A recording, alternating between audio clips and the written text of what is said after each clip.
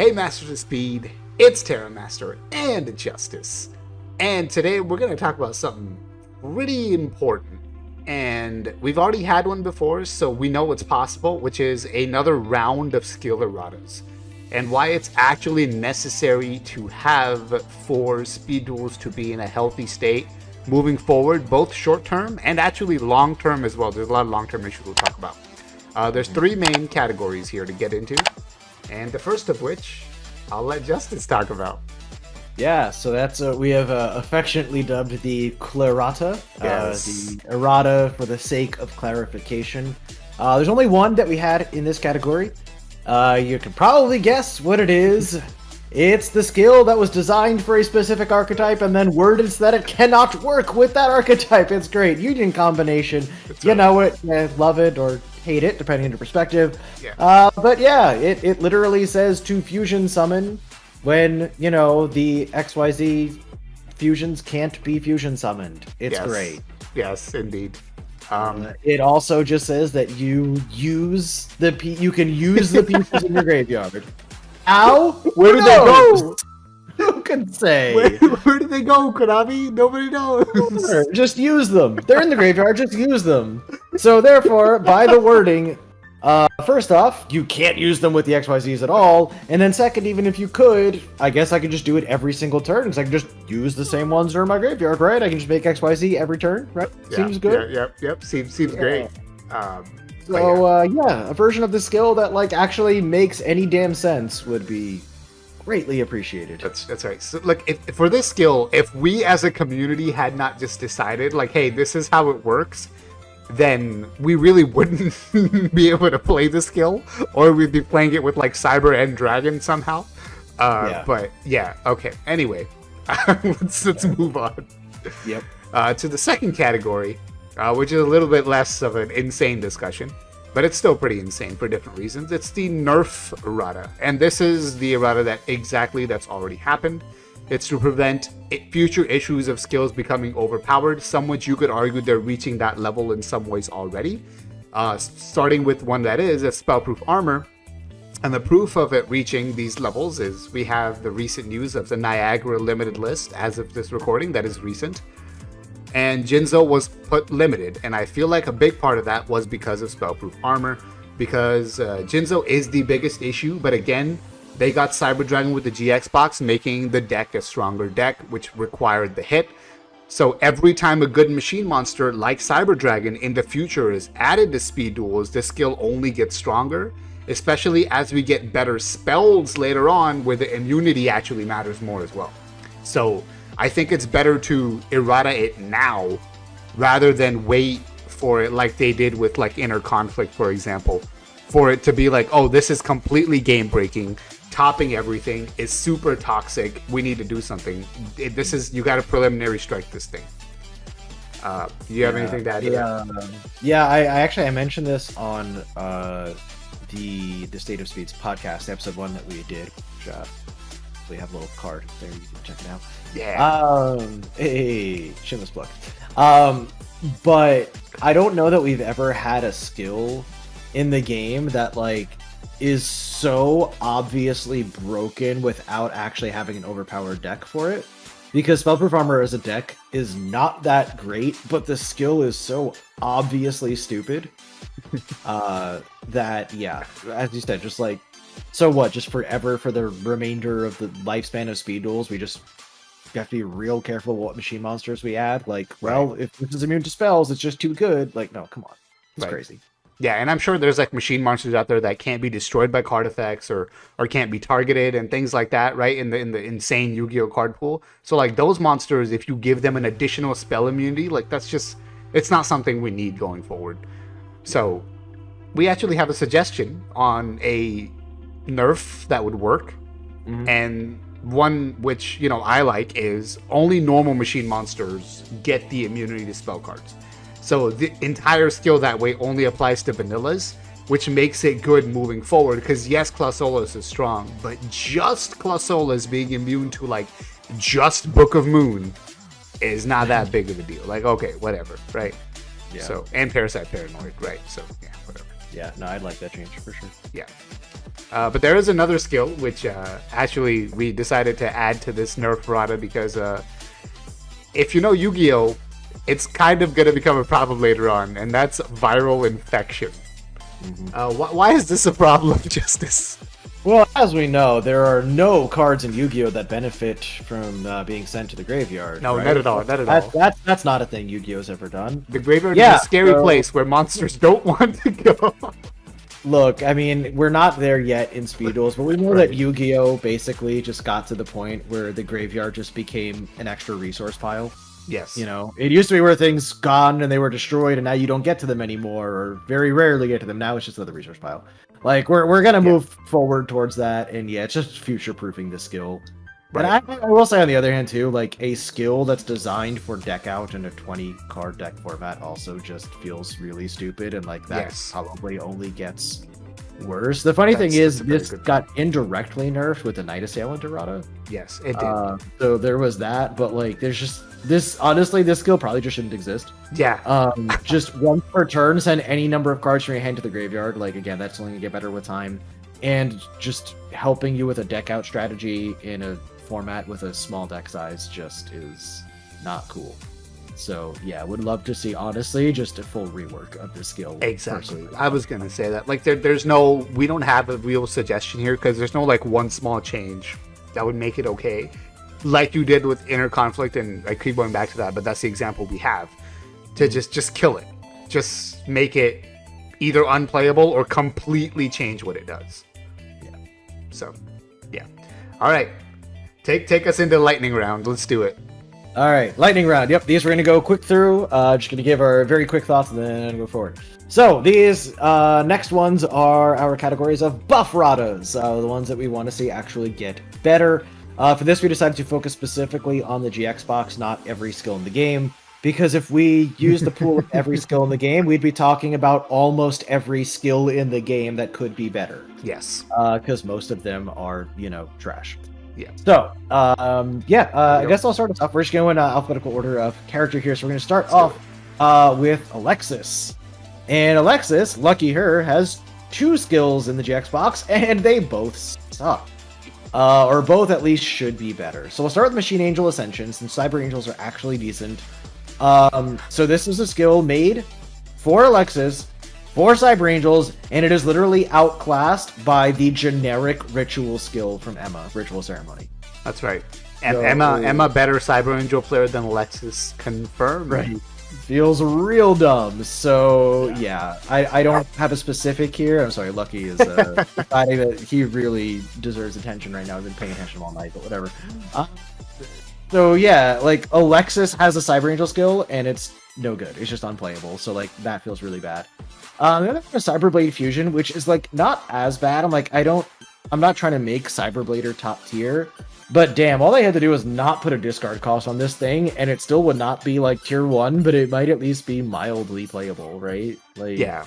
No, really, it would be, because Cyber Blader is a decent monster. You would get a decent skill if you didn't have this silly discard cost. Yeah, it's just not necessary. Yeah. Anyway, moving on. Who's next? All right, next up is Aster Phoenix, and there's one skill of Aster's we won't mention. That one's okay, but this one is called Powerful Group of Clowns. Wait, no, that's not it. First of all, what kind of stupid name is Powerful Group of Guys? Like, you're trying to be funny because the Japanese names of Destiny heroes? Stop it. You're not funny. You're not cool. Konami, just make it something cool, like Destiny. I don't know, just Destiny something, all right? It's too specific and restrictive as far as the skill itself goes, right? Yeah. For the pool of Destiny heroes you have, to put that many conditions and your reward is just one special summon, that's not going to cut it for me. Like, this was the perfect opportunity to give us a Dragoon skill, where Dragoon could actually go from, like, or Plasma, right? How about Aster's actual 2 good boss monsters? Something for those two to make them go from like, this is a funny meme strategy or rogue strategy to actually good strategy. But regardless, moving on. Yep. All right, next is Axel. We have a Volcanic Cannon, which, by the way, I could not remember the name of when we were writing our notes for this video. I actually had to look it up. Stupid name. Yeah. Neither of us could remember that name. And Blaze Accelerator Deployment. So these are both skills for Volcanic Doomfire, and all I want to mention here is that This feels like one skill that would have been okay, split into two different skills. Where it's no longer Like, okay. Yeah, there's no reason why these need to be two separate skills. Yeah. Like, all right, let me make my Blaze Accelerator into Tri-Blaze, and then let me send it to Summon Doomfire from my deck. Right? Or just send a Blaze Accelerator you control to Summon Doomfire from the deck, ignoring summoning conditions. You don't even need to make its name Tri-Blaze at that point, right? Like, Right. what was the point of this? It was so, like, even if you did it that way, it would have been okay. Volcanic Doomfire is a decent boss monster. It's not terrible. It's not amazing. It's decent. Look, a Could have 3,000 made it mildly playable, but nope. a 3,000 body immune to absolutely nothing is clearly too strong. Right, yes. Obviously. That's why Dragoncaller is still tier 1 now, right? Yeah, exactly. Right. All right, Chaz. So the one we want to focus on here is Armed and Ready. Yeah, can I actually... No, go for it. Just because I have very specific thoughts about this. So Armed and Ready, like, by itself, is about what I would expect from Konami for the skill. Like, okay, you level up your level monster. That's what it does. Yes. And it's like, okay, that's cool. It's flavorful, you know, it's got the armed dragons, which it's, you know, designed to be used with. But here's the problem with this skill. It is the difference between making a monster more easily played versus making it better. This is the former. This is making more easily played. All right, you can summon level 3, immediately level it up to level 5. Or even if you want to get crazy, Oja match, you know, in level 3, get it to level 5, and then level that up to level 7. Awesome. We just, like, one turn got to level 7. Awesome. Is level 7 good? No, not really. No, it sucks. So you made it easier to get to it. Yeah.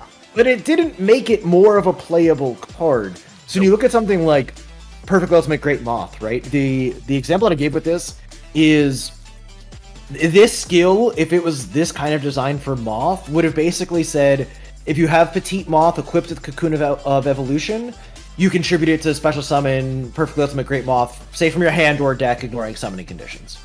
Right? That's what this skill would be if it was made for Moth. You still had to do the thing, but it made it easier.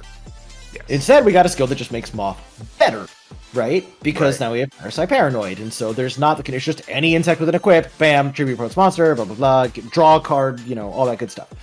Serpent Knight Dragon, we got a skill that made it better. And I know people have strong opinions about that, but the point is, it turned a card that would have been worthless into something that was actually worth playing. Those skills are cool. That was actually, when you talk to people about what brought them to Speed Duels, especially before GX, that was, I think, the most common answer was, I got to play things that were never playable in the TCG. Right? Yeah. Serpent Knight Dragon, cool card, never playable in the TCG. Perfect Ultimate Great Moth, never playable in TCG. A lot of these things. So that would have been real cool to have for Armed Dragon, like a skill that actually made it worth summoning that monster instead of, well, we made it easier to summon a monster that's still bad. Yeah. No, agreed. There's my rant. But again, it's the same thing with Doomfire, right? Like, clearly a 2800 attack point monster whose effect is to discard a card and then destroy all monsters your opponent controls with less attack than the discarded monster? Yeah, I believe so. So, like, what is it doing, you know, to, I don't know, Moth, for example? And that's what I'm saying. Like, clearly this is too strong. Or even Doomfire at that point. Right. Yeah, clearly that's too strong, right? So you can't have that. No. We gotta. Nothing so else. let's move on. Actually, I'm glad because I think this is yours. Yeah. Okay. That's right. Yeah. We have Crowler here. Here we're gonna talk about the skill Ancient Fusion. Now this looks good. It's one of those skills that tricks you. You start reading it, you're like, discard a card. Fusion summon Ultimate Ancient Yugioh. You're like, yeah. And then it tells you, oh yeah, by the way, you can't draw cards, you can't attack, you never do any damage, you can never duel again for as long as you live. Like, there's so many drawbacks. Over to your opponent right now. yes, exactly. It's like, why are there so many drawbacks on this skill? Why? Like, when I did my review of the GX box, I played a game where you count restrictions and benefits of these new skills. And this one was one of those that was something ridiculous. Like, there were like 6 or 7 restrictions when, like, there were, you know, one benefit of summoning the Ultimate Ancient Yugioh. I'm like, that's, in what world is that an acceptable balance to have? And not this. So All right, let's Okay. move on. I guess I'll grab Jaden. Yeah. So 2 skills for Jaden. Jaden's obviously, you see him nowhere in the current meta, which is funny, being the main character.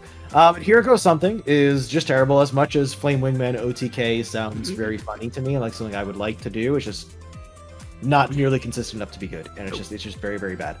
Right Hero for the Job has potential for the future, but with our current pool is pointless, completely useless, and it's like, all right, well, you could have released it at a time where we actually had monsters that could have made use of it and given us a better skill for now instead, right? Like, better skill now and maybe Right Hero for the Job in midterm box when we get Stratos, right? Yeah, totally. Copium.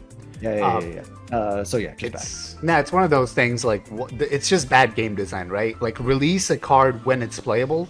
Don't do this weird game of like, here it is, why don't you just stow this away in your back pocket for 6 months and then maybe we'll give you something. Okay. Moving on, we have Jesse. And we're going to talk about the bad one here because we're focused on the bad ones, the ones that could get buffed, right? We got Rainbow Crystal Collection. And honestly, this could have gone under Clerata too. Because what the hell is this garbage? I mean, it doesn't make any sense. They're just like, oh yeah, you can just use all your zones as spelled trap card zones. Except not really, because your monsters will be in your monster zone, but then they still won't be able to like protect your life points. And I'm like, like that would murder the characters in the show. Like, they would always be like... Literally the most awkward way possible of trying to get around the 3 spell and trap zones for Crystal Beast. Yeah, why not just be like, hey, you have 2 extra zones, or hey, your graveyard counts as zones, and you can banish them for cost of cards instead of sending them from field to grave, i.e. Raigeki. But instead, they're just like, yeah, well, here's this garbage we came up with one day because we were bored and drunk or whatever. but all right, last one. Last one is the master of the cyber style himself. That is Zane. Boy, all right, I'm gonna get the easier one out of the way quickly. Cyber Dark style, it's like, yeah, you could have just let it be a +1, right? Really? Like, Yeah. Cyber Darks would not have been broken. Yeah.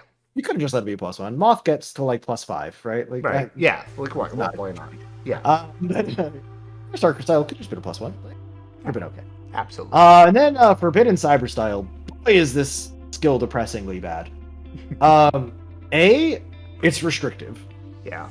And B, you basically are locked into that turn. The only thing you're doing is making Cyber and Dragon, which, by the way, you had to hard draw Polymerization. The skill could have helped you get it, but no, it didn't.